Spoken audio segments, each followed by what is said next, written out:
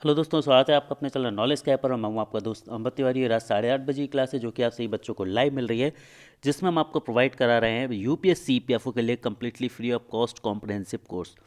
तो दोस्तों, जैसे कि आप सभी को पता है ऑलरेडी कि ये जो दिवाली वाला वीक है ये एक्चुअल में टेस्ट वाला वीक है। जैसे कि आप सभी को टेलीग्राम पर आपके टाइम टेबल और मेमोज के थ्रू ऑलरेडी बताया जा चुका है कि यहाँ पर आज इस पूरे वीक जो है हम टेस्ट करने वाले हैं। ठीक है, तो ऑलरेडी कल हमने जो टेस्ट किया था वो जनरल प्रिंसिपल्स ऑफ अकाउंटिंग का टेस्ट किया था, और आज हमारा टेस्ट नंबर 32 जिसमें हम करने वाले हैं इंडियन पॉलिटी। जी हाँ दोस्तों, भारतीय संविधान पर एक टेस्ट करने वाले हैं जो कि बाइलिंगुअल हो सकता है हिंदी और इंग्लिश में। ठीक है, तो चलिए स्टार्ट करते हैं। So first of all a very good evening and a very warm welcome all और नॉलेज का channel, India's only channel providing free education for all the government competitive exams. तो चलिए स्टार्ट करते हैं हमारे आज के क्वेश्चंस को। ठीक है, देखिए, तो आज की क्लास में जितने भी क्वेश्चंस हैं ये यूपीएससी में आए हुए क्वेश्चंस हैं। आज के टेस्ट में जो भी क्वेश्चंस हैं ये ऑलरेडी यूपीएससी में पूछे जा चुके आपके क्वेश्चंस हैं। तो आज का पहला क्वेश्चन ये है कि what is the difference between veto on account and interim budget. वो vote on account and interim budget में क्या अंतर है आपको बताना है। पहला ऑप्शन है the provisions of vote on account is based is used by the regular government while an interim budget is provision used by the caretaker government. यहाँ पर ये बोला जाता है कि वोट एन अकाउंट जो है वो परमानेंट रेगुलर गवर्नमेंट यूज़ करती है, और इंटरिम बजट जो होता है, अंतरिम बजट जो होता है वो केयरटेकर गवर्नमेंट जो है वो करती है, मतलब अस्थायी सरकार करती है। ऑप्शन टू है the vote on account only deals with the expenditure in governments budget. जो वोट ऑन अकाउंट है ये गवर्नमेंट की एक्सपेंडिचर बस को ही कैलकुलेट करती है, जबकि इंटरिम बजट जो है वो इंक्लूड करता है expenditure and receive both of the government. तो कौन सा स्टेटमेंट जो है वो सही होगा? आप सभी के पास 20 सेकेंड हैं इस क्वेश्चन का आंसर देने के लिए, फिर हम इसका करेक्ट आंसर जो है वो आप सब बच्चों के साथ डिस्कस करेंगे। तो इसका जो सही आंसर है दोस्तों ये है option number B. Option number B की यदि हम बात करें तो only two is correct. Only two is correct, मतलब जो वोट एंड अकाउंट ऑप्शन होता है ये डील करता है सिर्फ और सिर्फ एक्सपेंडिचर को गवर्नमेंट के बजट में, जबकि इंटरिम बजट में आप दोनों चीज़ों को इंक्लूड करके चलते हैं, एक्सपेंडिचर को भी और रिसीट्स को भी, जो कि गवर्नमेंट के द्वारा होती हैं। ठीक है, आई होप क्वेश्चन बहुत अच्छे से सभी बच्चों को क्लियर हो गया होगा। अगला क्वेश्चन आज की स्क्रीन पर ये रहा, the authorization for the withdrawal of funds from the consolidated fund of India must come from। ठीक है, तो जो अथोराइजेशन है विड्रॉवल का फंड के लिए, किस फंड के लिए? कंसोलिडेटेड फंड जो होता है इंडिया का, उसके लिए अथोराइजेशन किसके द्वारा मिलना चाहिए, मतलब किसके अथोराइजेशन के बाद, किसकी परमिशन के बाद जो है आप कंसोलिडेटेड फंड ऑफ इंडिया से फंड्स को निकाल सकते हैं? The president of India, Bharat के राष्ट्रपति की अथोराइजेशन से, the parliament of India, Bharat की संसद से, the prime minister of India, प्रधानमंत्री की सहमति से, या फिर द यूनियन फाइनेंस मिनिस्टर, या फिर यूनियन फाइनेंस मिनिस्टर की सहमति से या उनके अथोराइजेशन से। तो किसका अथोराइजेशन जो है वो आवश्यक होता है कंसोलिडेटेड फंड से फंड्स को निकालने के लिए? सभी बच्चों के पास 20 सेकेंड हैं इस क्वेश्चन का आंसर करने के लिए। साथ ही सभी बच्चों से बोलूँगा कि वीडियो को लाइक ज़रूर कर लें और अपने अपने सोशल मीडिया प्लेटफॉर्म पर शेयर कर दें, ताकि ज़्यादा से ज़्यादा बच्चे जो हैं वो हमारे चैनल से जुड़कर फ्री एजुकेशन का लाभ उठा सकें। तो चलिए इसका करेक्ट आंसर देख लेते हैं दोस्तों। तो इसका जो करेक्ट आंसर है वो ऑप्शन नंबर बी, मतलब द पार्लियामेंट ऑफ इंडिया। अब देखिए ये बिल्कुल बहुत लॉजिकल सा क्वेश्चन था, इसको रटने की ज़रूरत नहीं है। देखिए, consolidated fund of India, consolidated fund of India मतलब ये भारतीयों का फंड है, तो इसमें भारतीयों की सहमति होनी चाहिए। किसी एक व्यक्ति की तो सहमति हो ही नहीं सकती। प्रेसिडेंट ऑफ इंडिया एक व्यक्ति है, प्राइम मिनिस्टर एक व्यक्ति हैं, और यूनियन फाइनेंस मिनिस्टर एक व्यक्ति है। तो कंसोलिडेटेड फंड मतलब जो लोगों का फंड है ना, उसको किसी एक व्यक्ति की रजामंदी सहमति से नहीं यूज़ किया जा सकता, उसे भारत के लोगों की सहमति से यूज़ किया जा सकता है। अब ऐसा तो है नहीं कि भाई उस फंड का उपयोग करना है तो भारत की सहमति तो हर बार जो हर दिन जब भी फंड यूज़ करना है तो गवर्नमेंट क्या करेगी कि भाई सरकार को एक एक इंसान के पास जाकर सहमति लेती है, तो संभव नहीं है। तो उसके लिए क्या करते हैं, पार्लियामेंट में हमारे रिप्रेजेंटेटिव्स होते हैं, है ना, लोकसभा में, है ना, हमारे जो होते हैं रिप्रेजेंटेटिव होते हैं, राज्यसभा में हमारे रिप्रेजेंटेटिव्स होते हैं। ठीक है, तो इनकी सहमति मतलब हमारी सहमति, क्यों? क्योंकि ये हमारे प्रतिनिधि, हमारा प्रतिनिधि कर रहे हैं। ठीक है। तो पार्लियामेंट में पार्लियामेंट्री मेंबर्स जो होते हैं, है ना, एमएलए जो होते हैं, एमपीज जो होते हैं, इनकी सहमति के बाद ही कंसोलिडेटेड फंड से जो है फंड आप निकाल सकते हैं। मतलब इनकी सहमति मतलब indirectly the people of India की सहमति। चलिए अगले क्वेश्चन की तरफ हम चलते हैं। अगला क्वेश्चन आज की स्क्रीन पर ये रहा, all revenues received by the union, all revenues received by the union government by way of taxes and other receipts for the conduct of government businesses are credited to the, इसका हिंदी का मतलब ये होगा कि जितनी भी रिसीट्स गवर्नमेंट के पास होती है, रिसीट्स का मतलब जितनी भी तरह से गवर्नमेंट के पास पैसा आता है ना, चाहे वो टैक्स के माध्यम से पैसा आ रहा हो, चाहे किसी और अन्य माध्यम से पैसा आ रहा हो गवर्नमेंट के पास एक कमाई के रूप में, उस पैसे को कहाँ रखा जाता है? ठीक है, कंटेजेंसी फंड ऑफ इंडिया में रखा जाता है, पब्लिक अकाउंट्स में रखा जाता है, कंसोलिडेटेड फंड ऑफ इंडिया में रखा जाता है, या फिर डिपॉजिट्स एंड एडवांस फंड्स में रखा जाता है। तो जितने भी टैक्सेस या रिसीट से जो इनकम होती है गवर्नमेंट को, या गवर्नमेंट के पास जो पैसा जाता है, उस पैसे को गवर्नमेंट कहाँ रखती है? कंटेजेंसी फंड में, पब्लिक अकाउंट्स में, कंसोलिडेटेड फंड ऑफ इंडिया में, या फिर डिपॉजिट एंड एडवांस फंड में। ठीक है, तो 20 सेकंड है सही बच्चों के पास इसका आंसर देने के लिए, ज़रा ध्यान से पढ़िएगा, है ना, काफ़ी, है ना, और फिर आंसर दीजिएगा। काफ़ी सारे बच्चों के आंसर्स आने भी लगे हैं, दैट्स ग्रेट टू सी। चलिए आइए इसका सही आंसर हम देख लेते हो। तो इसका जो सही आंसर है दोस्तों वो option number C, consolidated fund of India. आपको याद रखना होगा कि कंसोलिडेटेड फंड ऑफ इंडिया में कौन कौन सी चीज़ें होती है। कंसोलिडेटेड फंड ऑफ इंडिया में अलग अलग तरह की जितनी भी रिसीट्स होती हैं, चाहे वो टैक्सेस से आए चाहे अदर रिसीट्स हैं, वो पैसा जो है हमेशा कंसोलिडेटेड फंड ऑफ इंडिया में रखा जाता है। और इस फंड से पैसा निकालने के लिए किसकी परमिशन होती है? पार्लियामेंट की परमिशन होती है।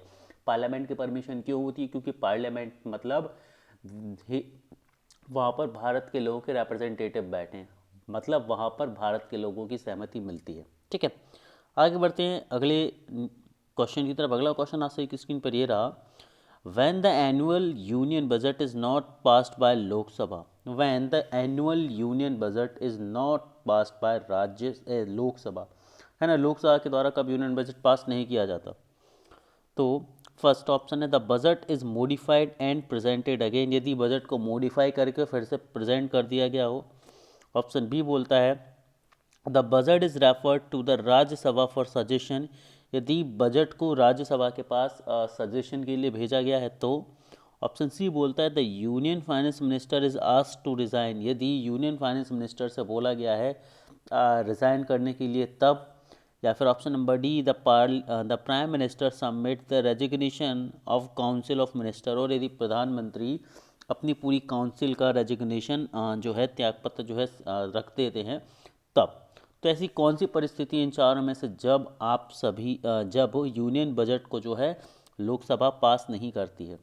ठीक है, ध्यान से समझिएगा कि ऐसी कौन सी परिस्थिति है जिसमें लोकसभा जो है यूनियन बजट को पास नहीं करती। पहला था लोकसभा जो बजट है मॉडिफाई करके फिर से प्रेजेंट किया गया हो।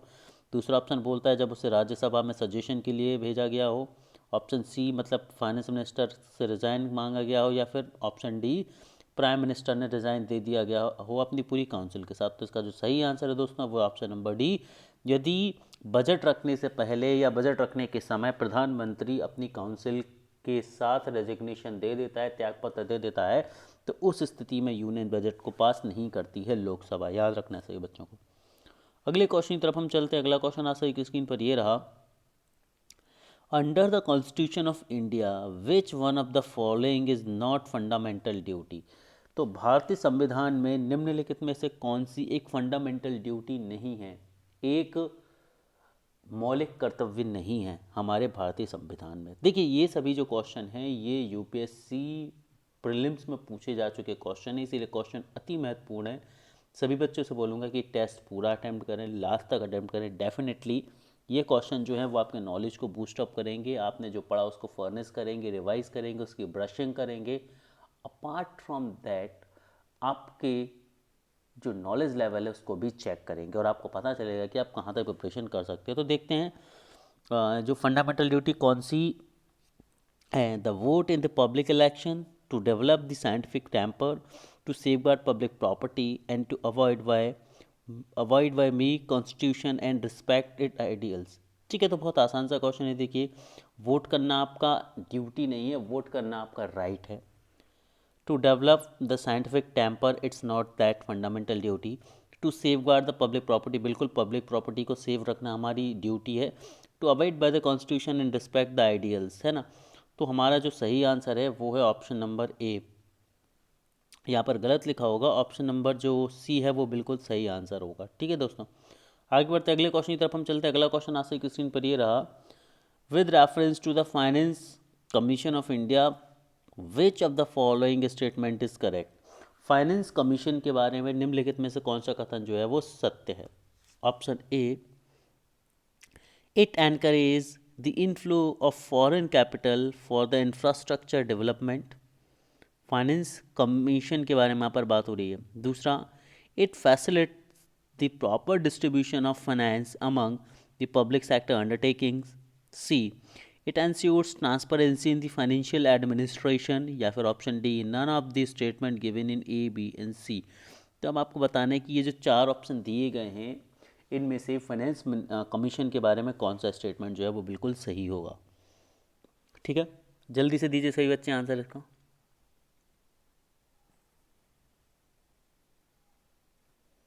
वेरी गुड, काफ़ी सारे बच्चों के आंसर्स आने लगे हैं। चलिए, तो इसका करेक्ट आंसर हम देख लेते हैं। इसका जो करेक्ट आंसर होगा दोस्तों वो होगा option number D, none of the above.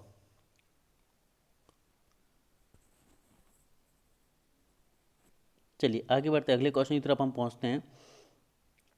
तो अगला क्वेश्चन जो है आप सभी की स्क्रीन पर ये रहा दोस्तों, इन India, other than ensuring the public funds are used efficiently and for intended purposes, what is the importance of the office of the Comptroller and Auditor General?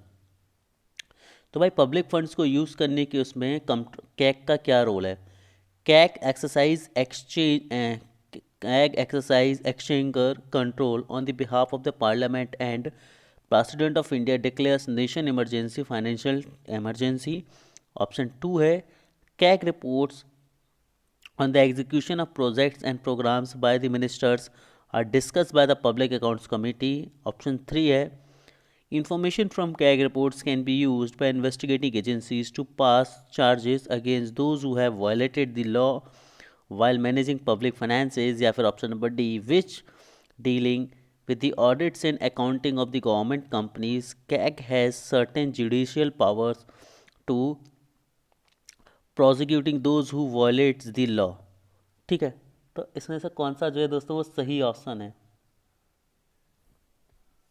तो इसका जो सही आंसर है दोस्तों वो ऑप्शन नंबर सी, मतलब 2 और 3 ओनली। आगे बढ़ते अगले क्वेश्चन की तरफ। अगला क्वेश्चन आपसे की स्क्रीन पर ये रहा, the prime minister of India at the time of his her appointment. अब कुछ ऑप्शंस दिए हुए हैं कि प्राइम मिनिस्टर्स की पावर से रिलेटेड, वो आपको बताना है कौन सा सही है कौन सा नहीं। ऑप्शन ए बोलता है, need not necessarily to be a member of one of the houses of parliamentary but must become the member of one of the house with in 6 month. तो भाई जो आपका प्राइम मिनिस्टर है उसको appointment के समय ज़रूरी नहीं कि वो किसी एक सदन का सदस्य हो, लेकिन 6 महीने के भीतर उसे किसी न किसी सदन में सदस्यता लेनी होती है। ऑप्शन बी बोलता है, need not necessarily to be the member of one of the houses of the parliament but must become a member of Lok Sabha with in the 6 month. मतलब अपॉइंटमेंट के टाइम वो किसी भी सदन का सदस्य ना हो चलेगा, लेकिन लोकसभा का सदस्य होना बहुत ज़्यादा ज़रूरी है। Option C, must be a member of one of the houses of parliament. Option C बोलता है कि किसी न किसी एक सदन का तो सदस्य होना चाहिए। और ऑप्शन डी बोलता है must be a member of Lok Sabha, कि लोकसभा का मेंबर ज़रूर होना चाहिए। ठीक है, चलिए तो देखते इसका करेक्ट आंसर क्या है। तो इसका जो करेक्ट आंसर है दोस्तों वो ऑप्शन नंबर ए। अब इसको आप ऐसे याद रखिए, मनमोहन सिंह के एग्जाम्पल से याद रखिए। यदि आप सभी में मनमोहन सिंह के बारे में याद होगा तो मनमोहन सिंह जो हैं वो राज्यसभा के सदस्य थे। ठीक है, तो अब भाई राज्यसभा के सदस्य थे, है ना। और जो यदि हम बात करें प्रधानमंत्री मोदी की, तो इनकी जो लोकसभा कॉन्स्टिट्यूएंसी है वो कौन सी है, आप देखेंगे वाराणसी है। ठीक है, इसका मतलब लोकसभा कॉन्स्टिट्यूएंसी है तो भी प्राइम मिनिस्टर बन सकते हो, राज्यसभा की यदि मेंबर है तो भी बन सकते हैं। मतलब दोनों में से किसी भी एक सदस्य का मेंबर होना, किसी भी एक सदन का मेंबर होना ज़रूरी है। तो सिर्फ लोकसभा या सिर्फ राज्यसभा से काम तो गलत बात हो जाएगी, है ना। तो अब बात आती है कि भाई ऑप्शन ए या सी कौन सा सही है। ऑप्शन ए बोलता है कि किसी भी ए सी बोलता है कि किसी भी सदन का सदस्य होना चाहिए, और ऑप्शन ए बोलता है कि अपॉइंटमेंट के टाइम तो ज़रूरी नहीं है, लेकिन अपॉइंटमेंट के 6 महीने के भीतर होना चाहिए। तो ऑप्शन ए इसीलिए बिल्कुल सही है कि अपॉइंटमेंट के टाइम आप किसी भी सदन के सदस्य ना हो चलेगा, लेकिन अपॉइंटमेंट के 6 माह के भीतर आपको सदस्य बनना पड़ेगा। अगली न्यूज़ की तरफ चलते हैं। अगली न्यूज़ आपसे एक स्क्रीन पर ये रही कि with reference to the delimitation commission consider the following statement. Delimitation commission के संबंध में कुछ स्टेटमेंट दिए हैं, वो आपको समझना और उसका सही आंसर देना है। पहला है the order of the delimitation commission can not be challenged in the court of law. Delimitation commission के जो ऑर्डर्स होते हैं उनको कोर्ट ऑफ लॉ में आप चैलेंज नहीं कर सकते। ऑप्शन 2 बोलता है कि when the orders of delimitation commission are laid before the Lok Sabha और state legislative assembly they can not effect any modification in order. और जब उन्हें लोकसभा या राज्यसभा में रखा जाता है तो उनमें कोई मॉडिफिकेशन नहीं होते। तो डेलिमिटेशन कमीशन के बारे में 2 स्टेटमेंट दिए हैं, आपको सही आंसर इसमें बताना था। तो करेक्ट आंसर जो है दोस्तों वह ऑप्शन नंबर सी, मतलब दोनों स्टेटमेंट सही हैं। ना तो उन्हें कोर्ट के सामने रखा जा सकता है चैलेंज करने के लिए, और ना ही उनमें कोई मॉडिफिकेशन हो सकते हैं जब उन्हें लोकसभा या राज्यसभा के सामने रखा जाता है। आगे बढ़ते हैं। अगला क्वेश्चन आज की स्क्रीन पर ये रहा। According to the constitution of India it is the duty of the president of India to cause to be laid before the parliament which of the following. Option A है the recommendations of the union finance minister. Option B है the reports of the public accounts committee. Option C है the reports of the controller auditor general. And option D है the report of the national commission of scheduled caste. तो कौन सा जो है वो answer सही होगा। According to the constitution of India it is the duty of the president of India to cause to be laid before the parliament which of the following.